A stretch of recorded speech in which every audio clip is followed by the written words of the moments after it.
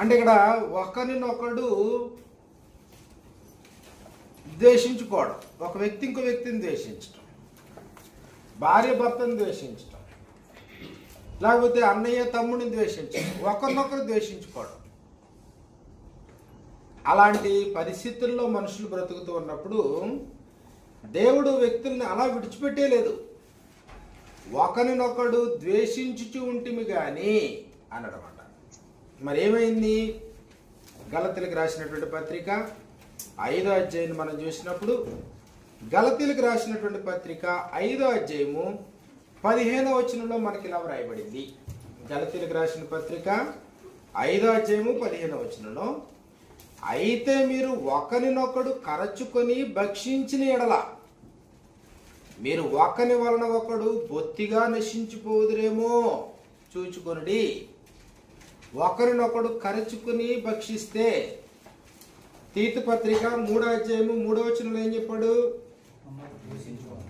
ఒకరినొకడు ద్వేషించుచు ఉంటిమి గాని, అంటే నువ్వు నన్ను ద్వేషిస్తే, నేను నిన్ను ద్వేషిస్తే, ఒకరినొకరు ద్వేషించుకుంటా ఉంటే, ఒకరంటే ఒకరికి పడకపోతే ఒకరినొకరు కరుచుకుని భక్షిస్తూ ఉంటే, ఇది ఇలాంటి పరిస్థితి వాస్తవానికి మందే. ఎఫెసీయులకు రాసినటువంటి పత్రిక 2వ అధ్యాయం మనం చూసినప్పుడు, ఎఫెసీయులకు రాసినటువంటి పత్రిక 2వ అధ్యాయంలో 12వ వచనం నుండి యూదులకి అన్యులకి మధ్యలో ఉన్నటువంటి పరిస్థితి మనకి ఇలా కనబడతా ఉంది. ఎఫెసీ పత్రిక 2:12లో, ఆ కాలమందు ఇశ్రాయేలుతో సహపౌరులు కాక పరదేశులను, వాగ్దాన నిబంధన లేని పరజనులను, నిరీక్షణ లేనివారును, లోకమందు దేవుడు లేనివారునయ్యుండి క్రీస్తుకు దూరస్తులై ఉంటురని మీరు జ్ఞాపకం చేసుకునుడి. అయినను మునుపు దూరస్తులైన మీరు ఇప్పుడు క్రీస్తు యేసునందు క్రీస్తు రక్తం వలన సమీపస్తులై ఉన్నారు.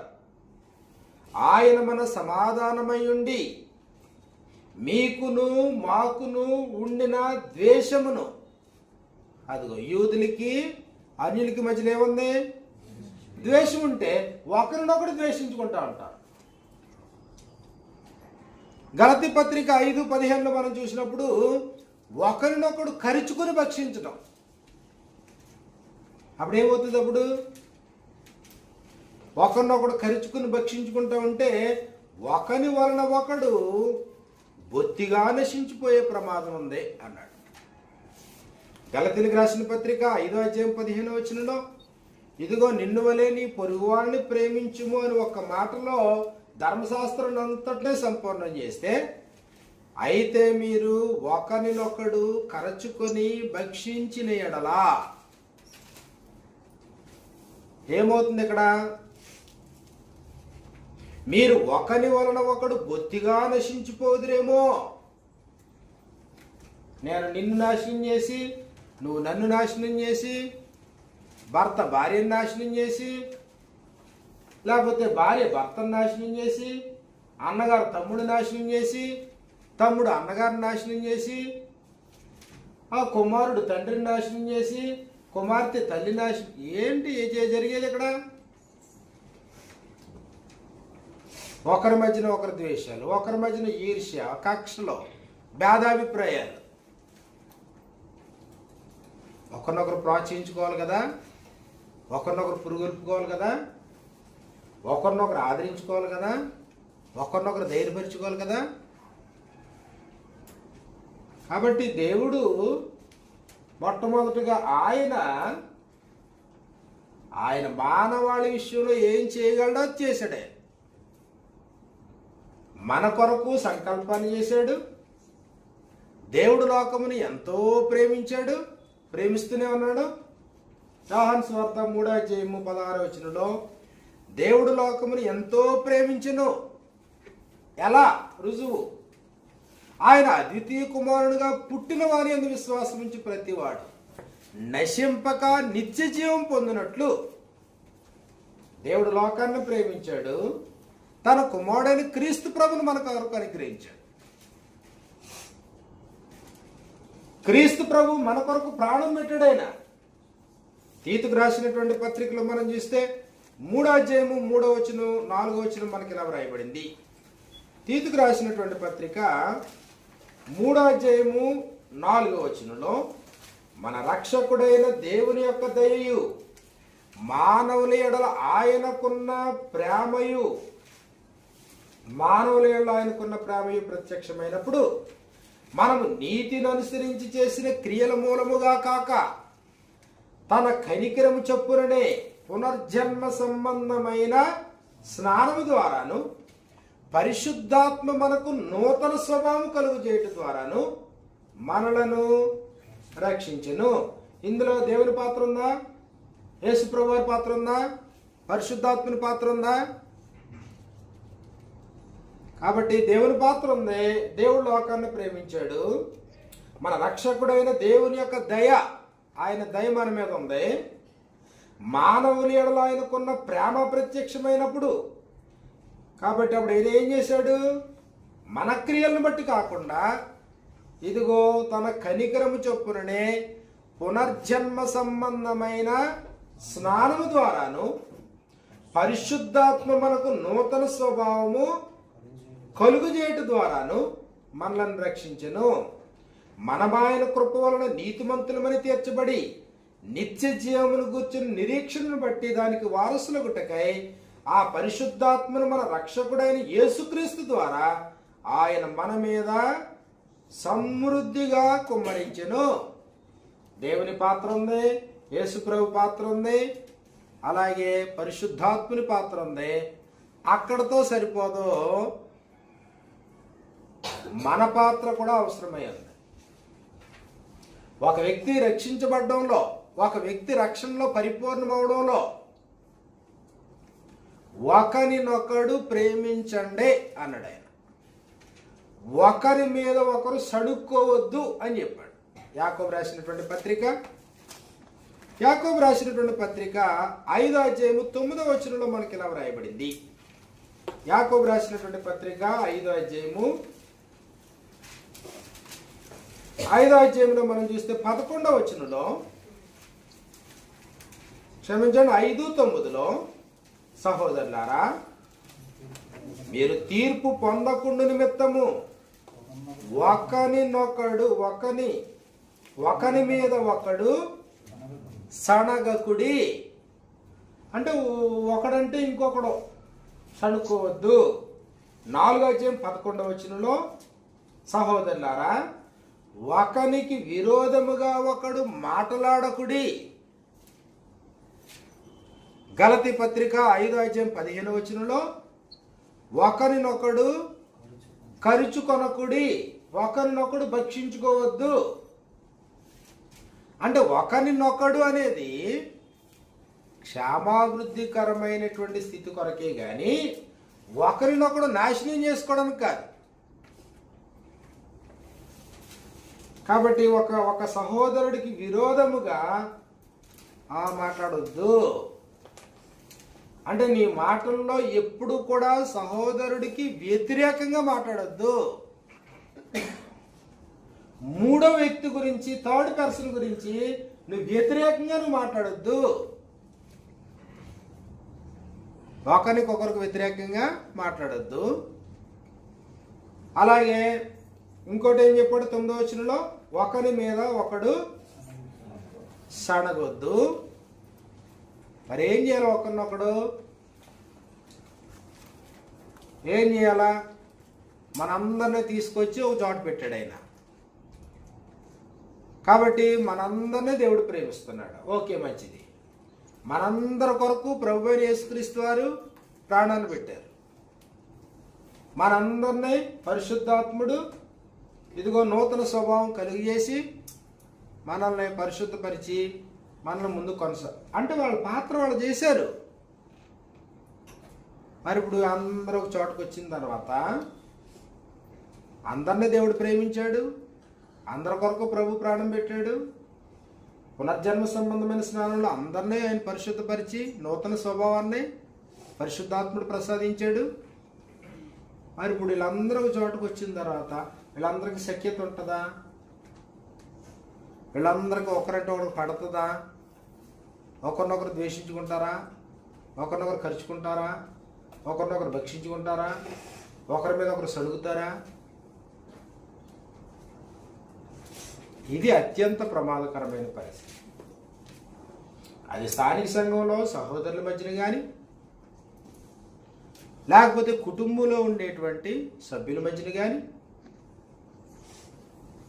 కాబట్టి అప్పుడు దేవుడు ఒక భార్యని సాటి అయిన సహాయముగా అనుగ్రహించాడు. అంతే కదా. పురుషుడు ఒంటరిగా ఉన్నాడు, దేవుడు ఏం చేశాడు? ఒంటరితనాన్ని చూసినటువంటి దేవుడు నరుడు ఒంటరితనము మంచిది కాదు అని ఉద్దేశించిన వాడే వాని కొరకు సాటి అయిన సహాయమును దయచేయుదును అనుకున్నాడు. మరి ఇప్పుడు అవ్వం ఎందుకు వచ్చినట్టు పురుషుడి జీవితంలోకి? సహాయం చేయడానికేనా? లేకపోతే ఉన్న స్థితిని దిగజార్చేయడానికా? కానీ ఆదాము జీవితంలో ఏం జరిగింది? ఒక స్త్రీ జీవితంలోకి ఎంటర్ అయింది. అప్పుడు వరకు భయభక్తులతో దేవుడు అంటే భయము భక్తి కలిగి ఉండి చక్కగా విశ్వాసపాత్రుడుగా ఆజ్ఞాపించింది జరిగిస్తా ఉన్నాడు. అయితే ఆదాము మోసపరచబడలేదు, కానీ స్త్రీ మోసపరచబడి అపరాధములో పడెను అని చెప్పాడు. కాబట్టి ఆమె అపరాధంలో పడటంతో పాటు పురుషుల్ని కూడా ఏం చేసింది? స్థాయిని పడేసింది. మరి ఇప్పుడు వాళ్ళిద్దరూ ఒకరినొకరు ప్రేమించారా? దేవుడు ఆదాముని ప్రేమించాడు, దేవుడు అవ్వమ్మనే ప్రేమించాడు. నేలమంటితో నరుడు నిర్మించాడు. నాసికారంలో జీవవాయువును ఊదితే నరుడు జీవాత్మ అయ్యాడు. అతను తీసుకుని వెళ్ళి దేవుడు ఏం చేశాడు? ఏదైనా తోటలో ఉంచాడు. ఆ తర్వాత ఇదిగో ఆయన నుండి స్త్రీని నిర్మించాడు. దేవుడు స్త్రీని ప్రేమించలేదా? పురుషుణ్ణి ప్రేమించినట్టుగానే ఆయన స్త్రీని ప్రేమించాడు. భర్తను ప్రేమించినట్లుగానే ఆయన భార్యని ప్రేమించాడు. కానీ వీళ్ళిద్దరూ ఒకరినొకరు ప్రేమించారా? ఒకరి కొరకు ఒకరు అనుకూలంగా ఉన్నారా? కానీ పరిస్థితి మనం చూస్తే డిఫరెంట్గా కనబడింది. వారికి దేవుడు గర్భఫలాన్ని అనుగ్రహిస్తే కయ్యను హేబేలు పుట్టారు. దేవుడు కయ్యను ప్రేమించాడు, హేబేల్ని ప్రేమించాడు. దేవుడు వారి తల్లిదండ్రులైన ఆదాముని ప్రేమించాడు, అవ్వమ్మని ప్రేమించాడు. కుటుంబంలో 4 సభ్యులయ్యారు. కుటుంబంలో తండ్రి ఉన్నాడు, తల్లి ఉంది, పెద్ద కొడుకు ఉన్నాడు, చిన్న కొడుకు ఉన్నాడు. 4 కుటుంబ సభ్యులు. దేవుడు అందరినీ ప్రేమించాడు. మరి ఇప్పుడు వీళ్ళు ఒకరినొకరు ప్రేమించే పరిస్థితి ఉందా? కాబట్టి అన్నగారు తీసుకెళ్లి దేవునికి అర్పణ అర్పించాడు, తమ్ముడు తీసుకెళ్లి దేవుడికి అర్పణ అర్పించాడు. అతని విశ్వాసాన్ని బట్టి అతను అర్పిస్తే ఇతని విశ్వాసాన్ని బట్టి ఇతను అర్పించాడు. కానీ పెద్దవాడు చిన్నవాడి మీద ద్వేషాన్ని పెంచుకున్నాడా? మొహం చిన్నపుచ్చుకున్నాడా? అది ఎంతవరకు తీసుకుపోయింది? అది అన్నగారు తమ్ముడిని చంపే వరకు. కాబట్టి ఇక్కడ మనం గుర్తించాల్సింది దేవుడు మనల్ని ప్రేమిస్తున్నాడా లేదా అనేది కాదు. దేవుడు అందరినీ ప్రేమిస్తూనే ఉన్నాడు. ప్రభు అందరి కొరకు ప్రాణం పెట్టాడు. ఆయన పరిశుద్ధాత్ముడు అందరికీ నూతన స్వభావాన్ని అనుగ్రహిస్తా ఉన్నాడు. మనం ఒకరినొకరు ప్రేమించే పరిస్థితిలో ఉన్నామా? భార్య భర్త కొరకు, భర్త భార్య కొరకు, పిల్లల తల్లిదండ్రుల కొరకు, తల్లిదండ్రుల పిల్లల కొరకు, అన్నయ్య తమ్ముడు కొరకు, తమ్ముడు అక్క కొరకు, ఒకరి కొరకు ఒకరు, ఒకరి ప్రయోజనం కొరకు మరొకరు, ఒక సహోదరుడి యొక్క ఆత్మీయ అభివృద్ధి కొరకు మరొకడు దోహం చేసేటువంటి పరిస్థితి ఉందా? అది లేకపోయినప్పుడు కుటుంబాల యొక్క ప్రయోజనం ఏముంది? స్థానిక సంఘం యొక్క ప్రయోజనం ఏముంది? సహోదర విషయంలో పరిస్థితి ఏముంది? కాబట్టి బైబిల్ గ్రంథాన్ని మనం పరిశీలన చేస్తే తెస్సలోనికైలకు రాసినటువంటి మొదటి పత్రిక 4వ అధ్యాయం 9వ వచనంలో మనకి ఇలా వ్రాయబడింది. తెస్సలోనికైలకు రాసినటువంటి మొదటి పత్రిక 4:9 మనం చూసినప్పుడు సహోదర ప్రేమను గూర్చి మీకు వ్రాయనక్కరలేదు, మీరు ఒకరినొకడు ప్రేమించుటకు దేవుని చేతనే ఏర్పరచబడితిరి. ఒకరినొకడు ప్రేమించుట కొరకు అసలు ఉద్దేశం అది.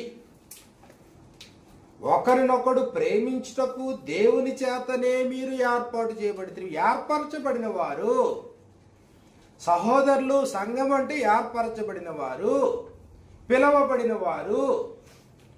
తన కుమారుని యొక్క సహవాసంలో, తనతో సహవాసంలో, పరిశుద్ధాత్మునితో సహవాసంలో, అంత మాత్రమే కాదు, ఇదిగో పరిశుద్ధులతో సహవాసం చేయడానికి ఇంకా ఉన్నతంగా ఏం చెప్పాడంటే, సహోదర ప్రేమను గూర్చి నేను మీకు వ్రాయనక్కర్లేదు, మీరు ఒకరినొకడు ప్రేమించుటకు దేవుని చేతనే ఏర్పరచబడితిరి. ఒకరినొకడు ప్రేమించాలి, కరుచుకోకూడదు, భక్షించుకోకూడదు, ఒకరినొకడు ద్వేషించుకోకూడదు, ఒకరిని బట్టి ఒకరు దిగజారిపోకూడదు. ఒకరినొకడు ప్రేమించుట కొరకు మీరు పిలువబడితిరి అన్నాడు. యోహాను రాసినటువంటి మొదటి పత్రిక 4:7 మనం చూసినప్పుడు, మొదటి యోహాను పత్రిక 4:7 మనకి ఇలా వ్రాయబడింది, ప్రియులారా మనము ఒకరినొకడు ప్రేమింతము, యాలయనగా ప్రేమ దేవుని మూలముగా కలుగుచున్నది. ప్రేమించు ప్రతివాడును దేవుని మూలముగా పుట్టినవాడై దేవుని ఎరుగును. ప్రేమాస్వరూపైనటువంటి దేవుడు ఏం కోరుతున్నాడు మన నుంచి? దేవుడు ప్రేమాస్వరూపి. ఒకవేళ ఆ ప్రేమ నీళ్ళు లేకపోతే, ప్రేమ లేనివాడు దేవుని ఎరగడు. ప్రేమ లేనివాడు దేవుని ఎరగడు. దేవుడు ప్రేమాస్వరూపి. కాబట్టి అప్పుడు 7వ ఏం చెప్పాడు? మొదటి యోహాను పత్రిక 4:7 ప్రియులారా మనము ఒకరినొకడు ప్రేమింతము. ఇది ప్రాథమికమైనటువంటి సంగతే, ఒకరినొకడు ప్రేమించటం. కుటుంబం అంటే అదే అర్థం, అదే కుటుంబం అంటే ప్రేమతో నిండిపోయేది. కుటుంబం అంటే ఒకరినొకడు ప్రేమించటం, ఒకరినొకడు క్షమించటం, ఒకరినొకడు ఆదరించటం, ఒకరినొకడు ఘనపరచటం, ఒకని పాపములు ఒకరితో ఒప్పుకోవడం, ఒకరి కొరకు ఒకడు ప్రార్థన చేయడం. అది ఆత్మ సంబంధమైన కుటుంబమైనా, భౌతిక సంబంధమైన కుటుంబమైనా, అసలు కుటుంబం యొక్క ఉద్దేశం అది. దేవుడు ఏమన్నాడు? ఇదిగో పురుషుడు ఒంటరిగా ఉన్నప్పుడు అతని పక్కటెంకులో నుంచి ఒక స్త్రీని చేసి ఆ స్త్రీని పురుషుని ముందు నిలబెట్టినప్పుడు, ఇదిగో నా ఎముకలలో ఒక ఎముక, నా మాంసములో మాంసము, నీవు నరుని నుండి తీయబడితేవి కనుక, అంటే నా నుండే నువ్వు తీయబడ్డావు కాబట్టి నువ్వు నారి అనబడతావు అన్న తర్వాత, ఈ మర్మము గొప్పది అన్నాడు. ఇది మర్మము. పురుషుడు తన తండ్రిని తల్లిని విడిచి తన భార్యను హత్తుకొనును, వారు ఏకదేహమై ఉందురు. ఈ మర్మము గొప్పది. గొప్పదైన మర్మం అంటే సీక్రెట్ అన్నట్టు చెప్పాడు. ఒకరినొకరు ప్రోత్సహించుకోవడానికి కదా. కానీ కొరింథీయులకు రాసిన మొదటి పత్రిక 7వ మనం చూసినప్పుడు, ఇదిగో ప్రార్థన జీవితానికి కూడా ఆటంకపరిచేది జీవిత భాగస్వామే. కొరింథీయులకు రాసినటువంటి మొదటి పత్రిక 7వ మనం చూసినప్పుడు, కొరింథీయులకు రాసినటువంటి మొదటి పత్రిక 7వ 5వ మనకి ఇలా వ్రాయబడింది. 7వ ప్రార్థన చేయుటకు మీకు సావకాశము కలుగునట్లు కొంతకాలం వరకు ఉభయుల సమ్మతి చొప్పునే తప్ప ఒకరినొకరు ఎడబాయకుడి. ఒకరినొకడు ఎడబాయొద్దు. ఎడబాయడం కొరకు వివాహం కాదు, ఎడబాయడం కొరకు సాటిని సహాయం కాదు. ఒకరినొకడు ఎడబాయకుడి. మీరు మనస్సు నిలుపలేకపోయినప్పుడు సాతాను మిమ్మల్ని శోధింపకున్నట్లు తిరిగి కలుసుకొనుడి. ఇది నా హితోపదేశమే గాని ఆజ్ఞ కాదు అన్నాడు. అయితే ఇక్కడ 5వ వచనంలో మనం చూసినప్పుడు ప్రార్థన చేయుటకు మీకు సావకాశం కలుగునట్లు. ఇప్పుడు ఒకరు భర్తను ద్వేషించి భార్య, భార్యను ద్వేషించి భర్త, ఒకరినొకరు ద్వేషించుకుని ఖర్చుకుని భక్షించుకుని దూరం అయిపోయారు అనుకోండి. నష్టం ఎక్కడ? నష్టం ఎక్కడంటే సానుకూలంగా ప్రార్థన చేయడానికి కూడా నీకు కుదరదు. అంటే ఇప్పుడు ఆమె జీవితంలోకి భర్త ఎంటర్ అయ్యి ప్రశాంతంగా దేవుణ్ణి ఆరాధించడానికి కూడా లేకుండా చేసింది అనమాట. దాని ప్రశాంతంగా ఆయన దేవుణ్ణి ఆరాధించడానికి కూడా లేకుండా, అంటే ప్రార్థనలో కూడా ఆటంకం. దేన్ని బట్టి? ఇక్కడ జీవిత భాగస్వామి. అందుకొరక దేవుడు జీవిత భాగస్వామిని ఇచ్చాడు.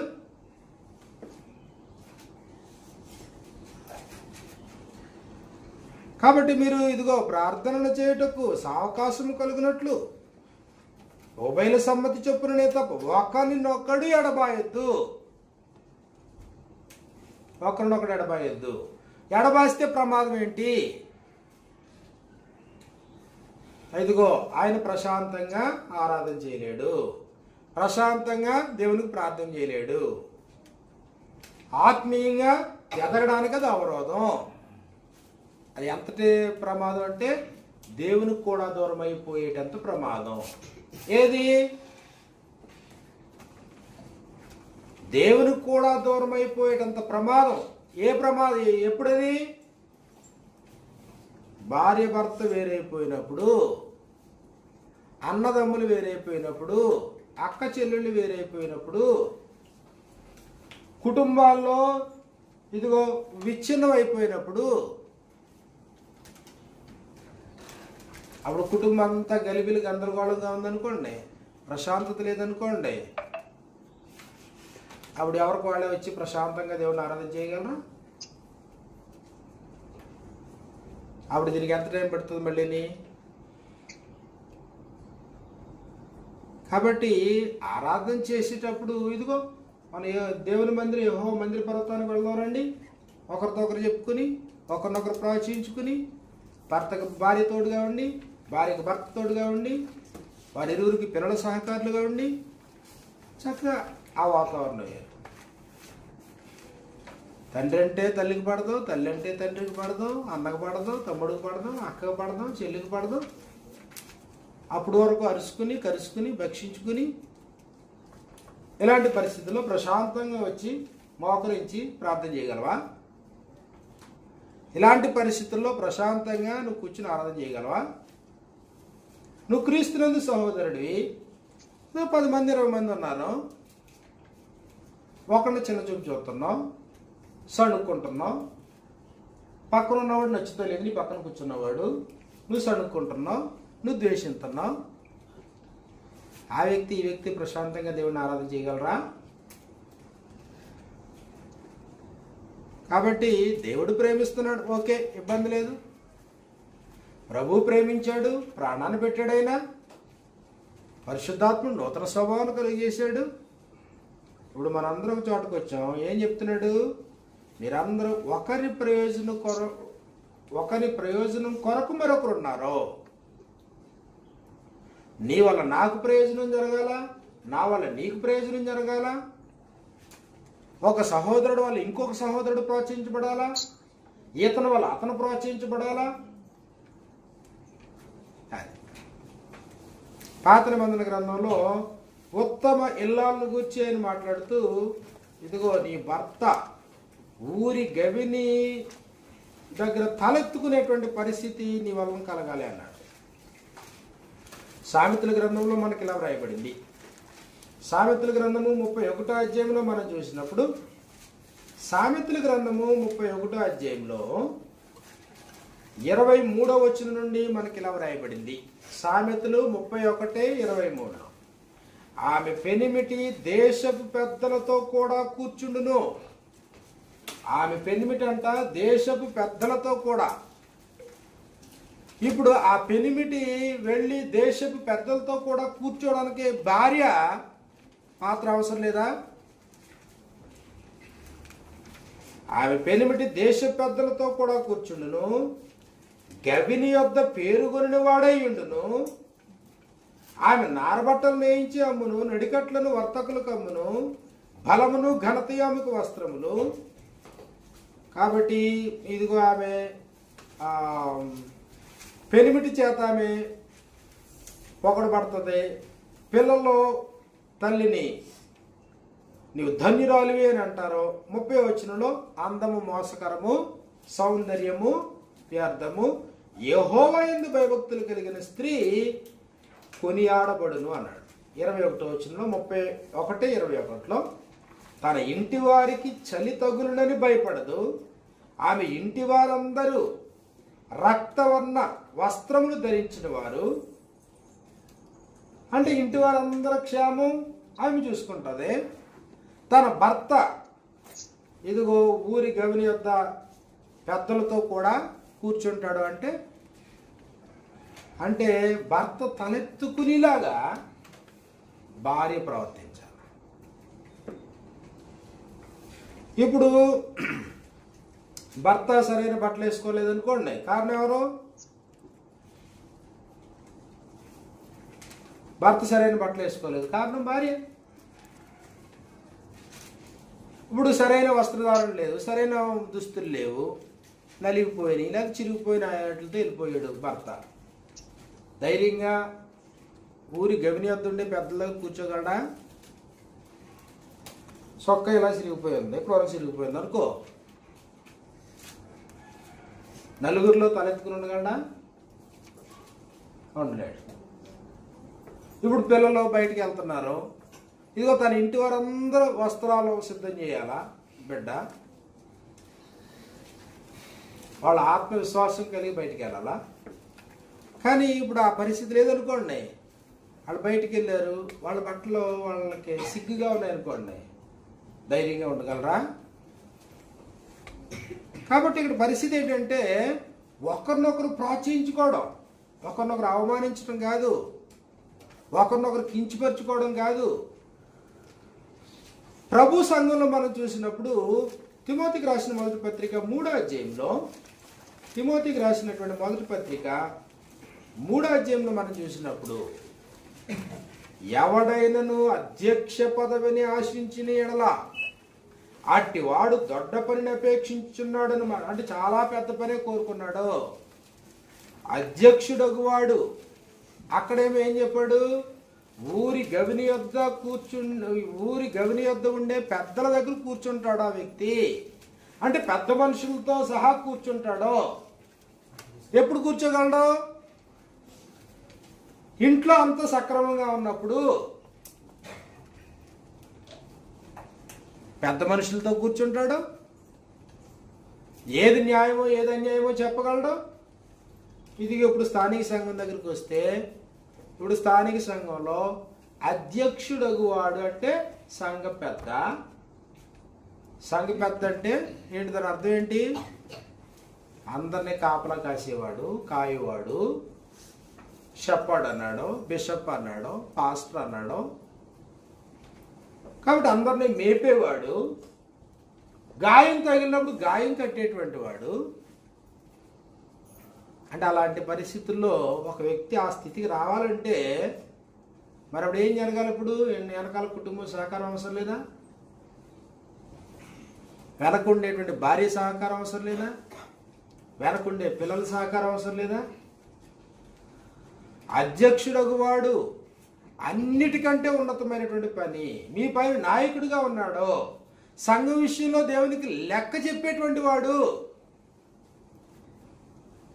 అప్పుడు ఒక వ్యక్తి సంఘ పెద్ద అవ్వాలనుకోండి, సంఘ పెద్ద అవ్వాలంటే కుటుంబ సహకారం అవసరమా లేదా? భార్య సహకారం అవసరమేనా? కుమారుల సహకారం అవసరమేనా? కుమార్తెల సహకారం అవసరమేనా? అప్పుడు ఇంట్లో కొడుకు మాట వినడం, కూతురు మాట వినడం, భార్య మాట వినడం, ఎవరికి వాళ్ళు ఏమన్నా తీరే. అప్పుడు ఈయన సంఘంలో పెద్దగా ఉండడానికి అవకాశం ఉంటుందా? ఊరి గవిని యొద్ద కూర్చుండే పెద్దల దగ్గర భౌతికమైనటువంటి ఊర్లో భౌతికమైన కుటుంబంలో నీ భర్త పెద్ద మనుషులతో కలిసి తిరగాలంటే ఇదిగో ఆమె పాత్ర కీలకం, భార్య పాత్ర కీలకం, ఇంట్లో ఉండేటువంటి కుటుంబం యొక్క పాత్ర కీలకం. స్థానిక సంఘంలో పరిశుద్ధుల మధ్యలో పెద్దగా అధ్యక్షుడిగా బ్రతకాలంటే మరి ఇప్పుడు అతనికి కూడా భార్య పాత్ర కీలకమేనా? ఆ ఇంట్లో ఉండే పిల్లల పాత్ర కీలకమేనా?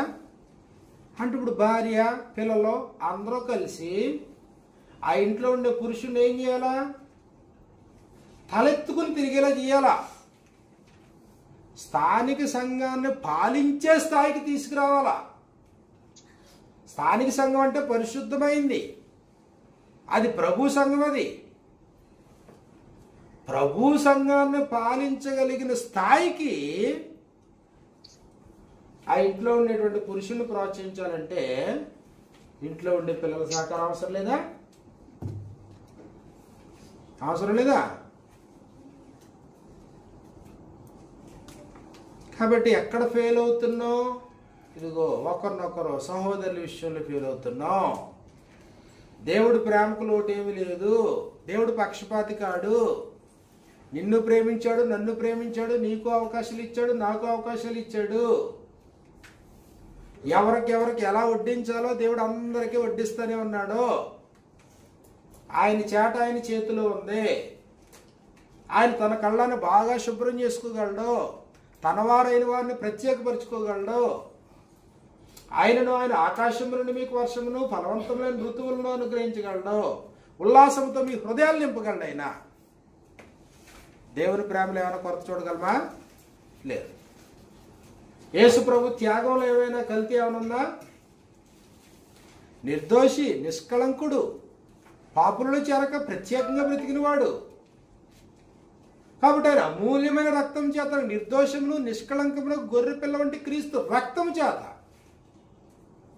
తన్ను తాను వాలంటీర్గా ముందుకు వచ్చి మన కొరకు ప్రాణం పెట్టడానికి సిద్ధమయ్యి ఇదిగో మనందరినీ ఉన్నత స్థితిలో నిలబెట్టాడు ప్రభు. ప్రభు ప్రేమను ఏమన్నా అందులో ఆక్షేపణ ఉందా? ప్రభు ప్రేమను తప్పు పట్టగలవా? మరి ఎక్కడ సమస్య జరుగుతుంది? మన కొరకు అనుగ్రహించబడ్డాం. ఇదిగో అందరినీ తీసుకొచ్చాడు, ఒక చోటకి తీసుకొచ్చాడు. ఉదయం 8 అయ్యేటప్పటికి సగం అందరూ ఎక్కడెక్కడో ఉన్నటువంటి వారు, పరిస్థితులు ఎలా ఉన్నా, కరెంట్ ఉన్నా లేకపోయినా, నీళ్ళు ఉన్నా లేకపోయినా, టిఫిన్ చేసినా చేయకపోయినా ప్రయాసపడ్డాం, వచ్చాం, అందరూ చోట కూర్చున్నాం. కాబట్టి ఎలాంటి వాతావరణం ఉండాలా? ఒకరినొకరు ప్రోత్సహించుకోవడం, ఒకరినొకరు ఘనపరుచుకోవడం, ఒకరినొకరు క్షమించటం, ఒకరినొకరు ప్రేమించటం, ఒకరినొకరు ఆదరించటం, లేకపోతే ఒకరికొరకు ప్రార్థన చేయడం.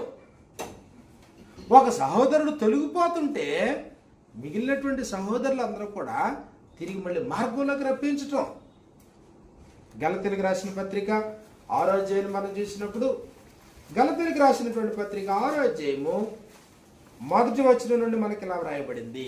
సహోదరులారా, ఒకడు ఏ తప్పిదములోనైనను చిక్కుకొని ఎడల, ఇదిగో సహోదరులు అందరూ కూడుకున్నారు కదా, ఒకడు ఏ తప్పిదంలోనే చిక్కుకుంటే ఏం చేయాలా? అందరూ 4 రాళ్ళు వేయాలా? అది కాదు పద్ధతి.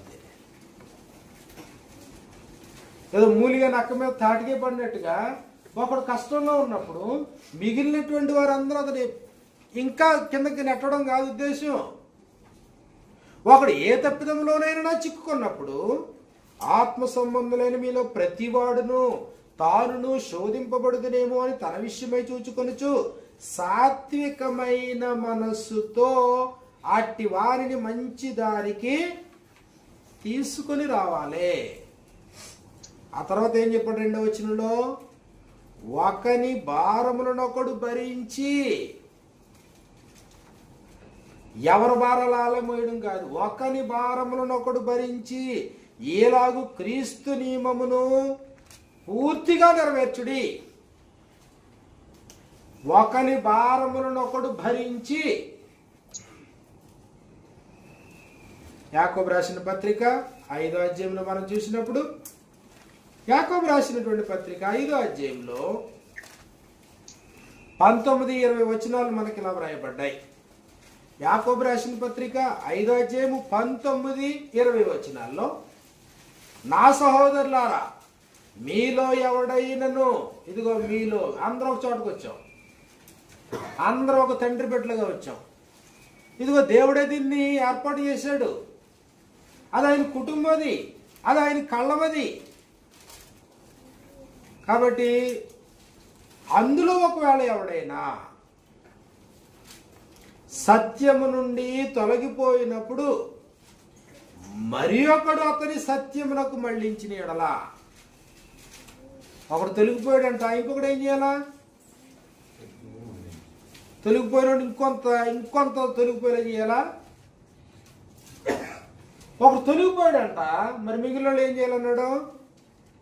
ఎవడైనా సత్యము నుండి తొలగిపోయినప్పుడు మరి ఒకడు అతనిని సత్యమునకు మళ్ళించిన ఎడలా, పాపిని వాని తప్పు మార్గము నుండి మళ్ళించువాడు మరణము నుండి ఒక ఆత్మను రక్షించి అనేక పాపములు కప్పివేయనని తాను తెలుసుకొనవలెను. ఒకడు తొలగిపోతున్నాడు, మరొకడు ఏం చేయాలా? సత్యం నుండి తొలగిపోయినప్పుడు మరి ఒకడు అతను సత్యానికి మళ్ళించాలి. కుటుంబంలో, భౌతికమైనటువంటి కుటుంబంలో ఎవరో ఒకరు తప్పిపోతున్నారో మళ్ళీ సత్యంలోకి మళ్ళించు అంటే, దేవుడు వ్యక్తిగతంగా నీ ఎంతటి నువ్వే పోరాడి, నీ ఎంతటి నువ్వే ప్రయాసపడి, నీ ఎంతటి నువ్వే భక్తి జీవితాన్ని కొనసాగించి నువ్వు నేరుగా నా దగ్గరికి వచ్చేసే అని అంటలేదు దేవుడు. ఒకరితో ఒకరు కరెక్షన్, ఒకరితో ఒకరు సంబంధం, ఒకరితో ఒకరు. ఇంకా చెప్పాలంటే, ఒకని పాపములు ఒకరితో ఒప్పుకోండి అన్నాడు. దీనికి మనసు రాదు. ఇప్పుడు ఇద్దరు సహోదరులు పక్కన కూర్చుంటే ఎవరి గొప్పలు చెప్పుకుంటారు, కానీ ఒకని పాపములను ఒకరితో ఒప్పుకోండి అన్నాడు ఆయన. యాకోబు రాసిన పత్రిక 5వ అధ్యాయం 16వ వచనంలో, యాకోబు రాసిన పత్రిక 5వ అధ్యాయం 16వ వచనాన్ని మనం చూస్తే, మీ పాపములను ఒకనితో ఒకడు ఒప్పుకొనుడి. పాపాలు దేవుని దగ్గర ఒప్పుకోవడం వేరే. మీ పాపమును ఒకరితో ఒకడు ఒప్పుకొనుడి, మీరు స్వస్థత పొందినట్లు ఒకని కొరకు ఒకడు ప్రార్థన చేయుడి. కాబట్టి ఇప్పుడు ఒకని పాపములు ఒకరితో ఒప్పుకున్నప్పుడు ఇట్స్ ఎ కాన్ఫిడెన్షియల్ మ్యాటర్ ఇది. అప్పుడు ఆ వ్యక్తి ఏం చేస్తాడు? నీ కొరకు ప్రార్థన చేస్తాడు. ఇప్పుడు ఆ వ్యక్తి తప్పిదాన్ని నీతో పంచుకున్నప్పుడు ఇది కాన్ఫిడెన్షియలే. అప్పుడు ఈ వ్యక్తి ఆ వ్యక్తి గురించి ఏం చేస్తాడు? ప్రార్థన చేస్తాడు. అంటే ఇందుకు ఉద్దేశం ఏంటి? ఒకరినొకరు బలపరుచుకోవడం, ఒకరినొకరు ప్రోత్సహించుకోవడం, ఒకరినొకరు పురుగొల్పుకోవడం. ఏప్రిల్కి రాసిన పత్రిక 10వ అధ్యాయంలో, ఏప్రిల్కి రాసిన పత్రిక 10వ అధ్యాయం 24వ వచనంలో మనకి ఇలా వ్రాయబడింది, కొందరు మానుకొనుచున్నట్టుగా సమాజముగా కూడుట మానక ఒకనినొకడు హెచ్చరించుచు. సమాజంగా కూడుకోవడం విషయంలో ఒకడు నిర్లక్ష్యంగా ఉన్నాడు. సమాజంగా కూడడం మానద్దు అన్నాడు. అయితే ఇదిగో ఒకడు నిర్లక్ష్యం చూపిస్తున్నాడు. సమాజంగా కూడుకోవడాన్ని నిర్లక్ష్యం చూపించి మానేస్తున్నాడు అనుకోండి. అప్పుడు ఏం చేయమన్నాడు? అప్పుడు ఒకరినొకడు హెచ్చరించుచు, ఆ దినము సమీపించుట మీరు చూచిన కొలది మరి ఎక్కువగా అలాగు చేయొచ్చు. ప్రేమ చూపుటకును సత్కార్యములు చేయుటకును ప్రేమ చూపుటకును సత్కార్యములు చేయుటకును ఒకరినొకడు పురిగొల్పవలెనని ఆలోచింతుము. ఒకరినొకడు పురిగొల్పు, ఒకరినొకడు హెచ్చరించుకో. పురిగొల్పడం, ఆత్మీయంగా మనం జీవించాలంటే పురుగొల్పే పరిస్థితి అవసరమేనా? ఒకరినొకడు పురుగొల్పుకోవాలా? చెడ్డ పనులకు కాదు, మంచి పనులకి, ఆత్మీయంగా బ్రతకడానికి ప్రోత్సాహం కావాలి. ఎక్కడి నుంచి? నీ కుటుంబం నుంచి, నీ స్థానిక సంఘం నుంచి, నీ సహోదరుల దగ్గర నుంచి, నీ జీవిత భాగస్వామి దగ్గర నుంచి, నీ పిల్లల దగ్గర నుంచి.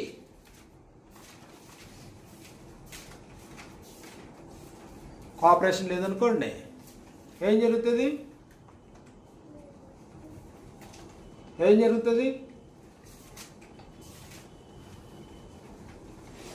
కుప్పకూలిపోతారు మనుషులు, అంతే, అంతకు మించేది. కోఆపరేషన్ లేదంటే ఏం చేయగలరు మనుషులు? దేవుడికి దూరం అయిపోతారు, సత్యం తొలగిపోతారు. 4 రాళ్ళు ఏసీలా ఉండకూడదు, లేవనెత్తు. ఒకరి కొరకు ఒకడు పురుగొల్పు. సమాజంగా కూడా మానొద్దు అన్నాడు, కానీ కొందరు మానుకొని ఉన్నారు. ఆదినం సమీపించడం మీరు చూచిన కొలది మరి ఎక్కువగా అలాగ చేయొచ్చు. ప్రేమ చూపుటకును సత్కార్యములు చేయుటకును ఒకరినొకడు పురుగొల్పుకుందాం.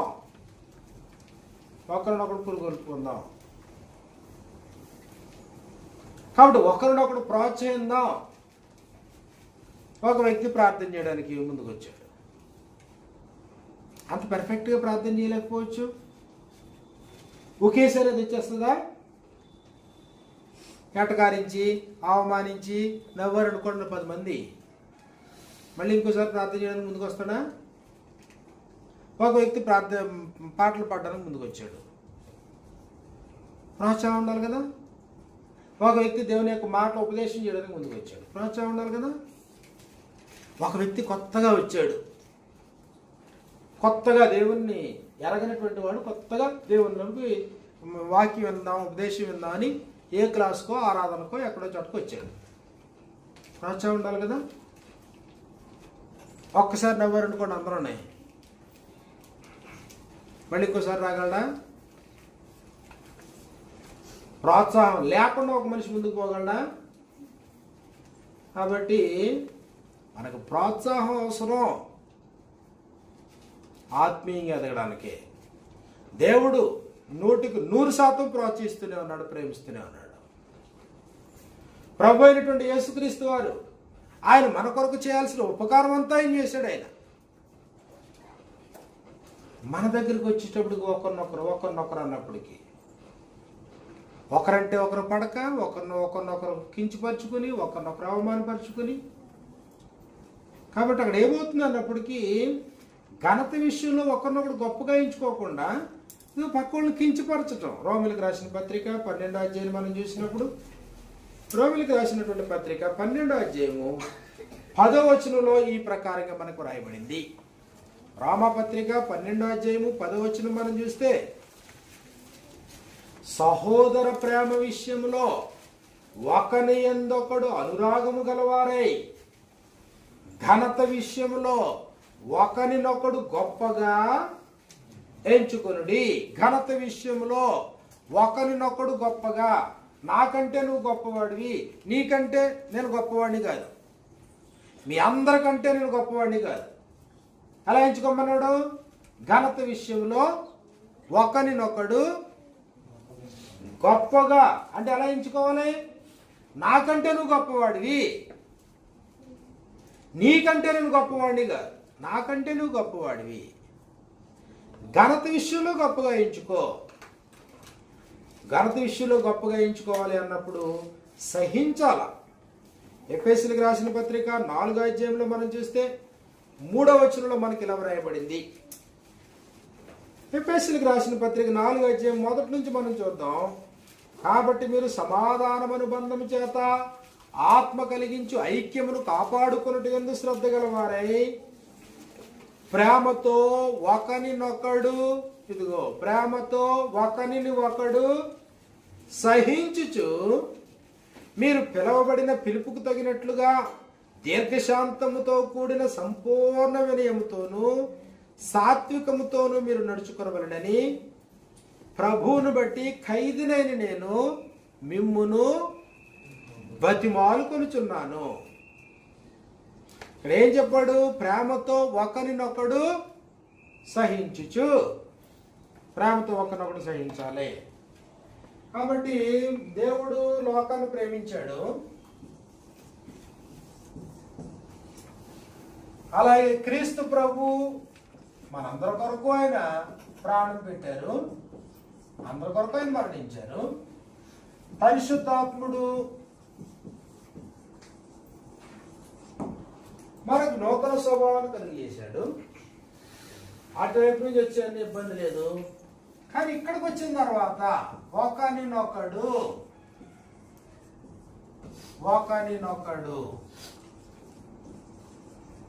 ఏం చేయమన్నాడు? ఒకరినొకడు ఒకడు ఎదుగుతుంటే ఆడు కాళ్ళెట్టు కింద లాగేయద్దు, ఒకరినొకడు కించపరుచుకోవద్దు, అవమానించుకోవద్దు, ఒకరినొకరు తిట్టుకోవద్దు. ఒకరినొకడు ఏం చేయాలా? ఒకటే, ఒకరినొకడు ప్రేమించాలి, ఒకరినొకడు హెచ్చరించాలి, ఒకరినొకడు తనకంటే ఎక్కువగా ఘనపరచాలి, ఒకరినొకడు క్షమించాలి, తర్వాత ఒకరినొకడు ఆదరించాలి,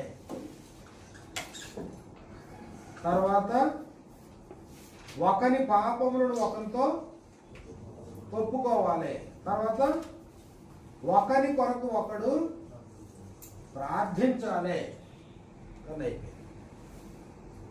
ఒకరి కొరకు ఒకడు ప్రార్థించాలి. ఇవన్నీ ఎందుకు? ఇవి ప్రోత్సహించుకోవడానికి, పురుగొల్పుకోవడానికి. సువార్థికుడిని మరి ఎదురుకి వెళ్తున్నాను అనుకోండి, మీ సహకారం లేకపోతే ఎదురుకి వెళ్ళారు, అంతేనా? కరెక్ట్ అనేది సహకారం అవసరమేనా? ఏ సహకారం లేకపోయినా ఎదురుకి వెళ్ళిపోతున్నా. ఇది ఆత్మ సంబంధమే. ఇంకో షేడ్లో భౌతికమైన, అప్పుడు భౌతికమైన దాంట్లో ఎదరికి వెళ్ళాలి. ఎదరికి వెళ్ళాలంటే ఆత్మ సంబంధంగా సంఘం యొక్క సహకారం. అప్పుడు భౌతికంగా ఏం కావాలి? అప్పుడు కుటుంబం యొక్క సహకారం.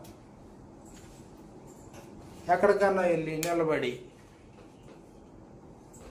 వాక్యాన్ని ఉపదేశం చేయాలి. ఉపదేశం చేయాలంటే ఎవరు సహకారం కావాలి? ఇప్పుడు అక్కడ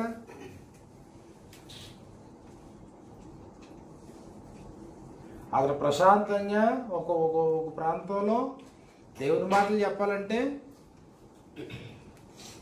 ఇంటిగాడ వాతావరణం బాగుండాలా, ఇంటిగాడ భార్య సహకారం ఉండాలా. ఓకే, అప్పుడు కుటుంబం దగ్గరకు వచ్చినప్పటికి ఒక వ్యక్తికి భార్య సహకారం ఎంతవరకు ఉంటుంది? కాదు, భార్యకి భర్త సహకారం ఎంతవరకు ఉంటుంది? పోని కొన్ని సంవత్సరాలు అటు ఇటు తర్జన భర్జన పడి, సర్లే ఇంకెలాగ పెళ్లి చేసుకున్నాం కదా, ఈయన నా మగుడు, ఈమె నా భార్య, చచ్చేటంత వరకు ఇంకా తప్పదు ఇంకా అని అడ్జస్ట్ అయ్యారు.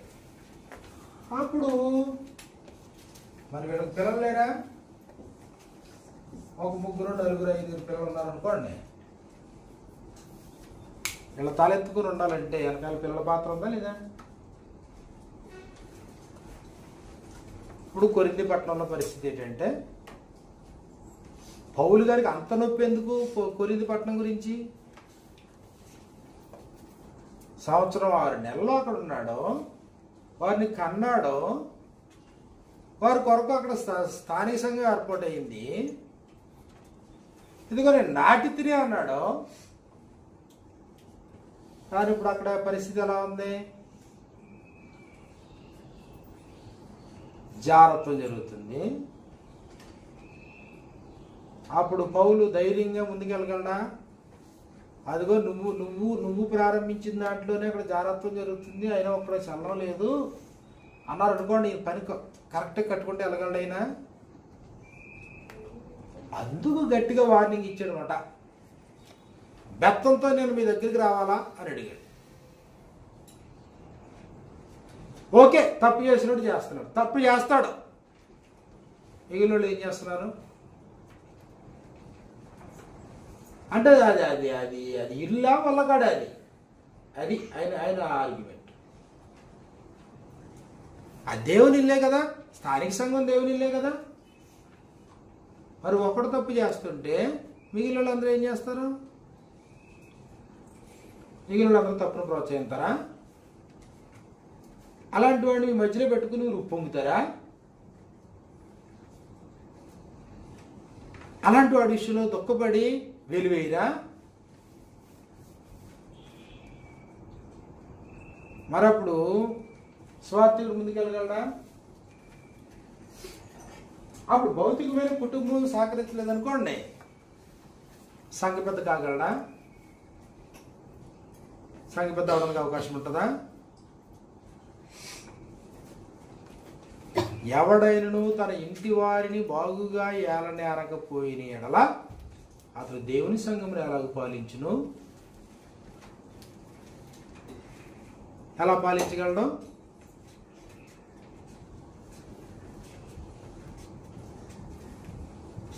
కాబట్టి అప్పుడు కుటుంబం అంతటా సహకారం అవసరమా లేదా?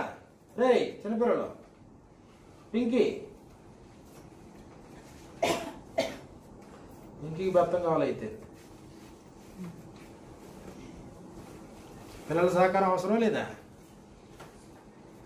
లేదండి, పిల్లకాయలు వాళ్ళ ఇష్టం వాళ్ళదండి, మా ఇష్టం మాదండి, ఎవరిష్టం వాళ్ళదండి. ఆహా, ఏమి లేదు. మంచి సాక్ష్యాన్ని కోల్పోతాం అంతే. నాయకుడు కాలే ఎప్పటికీ. నాయకుడు కాకపోతే కాకపోవచ్చు, నిత్యత్వాన్ని కూడా కోల్పోతారు.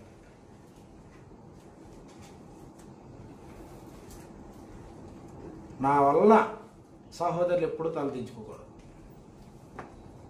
అంటే నేను మాదిరి చూపిస్తానే అలా. ప్రతి సహోదరుడు అలా అనుకోవాలి. నా వల్ల సంఘానికి చెడ్డ పేరు రాకూడదు, నా వల్ల సంఘానికి చెడ్డ పేరు రాకూడదు. నేను పాడైతే పాడవు.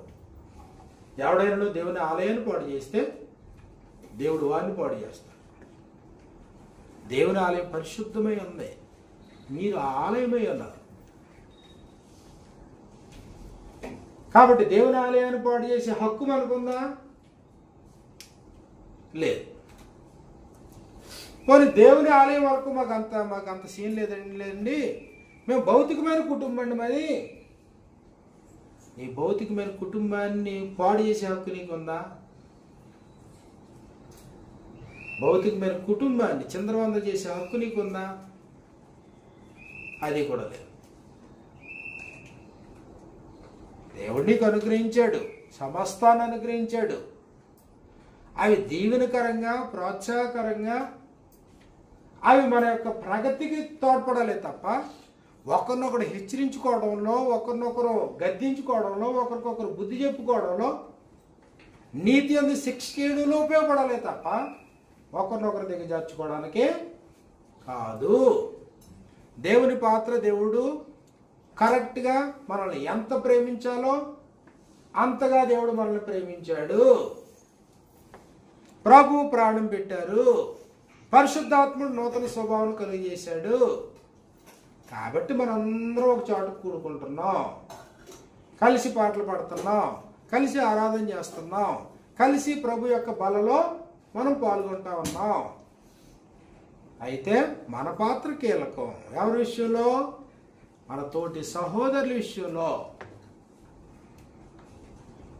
తోటి సహోదరుల విషయంలో మన పాత్ర కీలకమైంది. దాన్ని గుర్తించినప్పుడు ఆత్మీయంగా దినదినము వృద్ధి పొందడానికి అవకాశం ఉంటుందన్నమాట.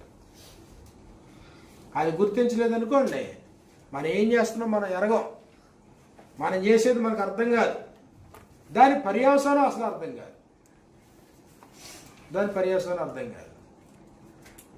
మన సోదరుడు అడిగాడు నేను డైరెక్ట్ ప్రశ్న,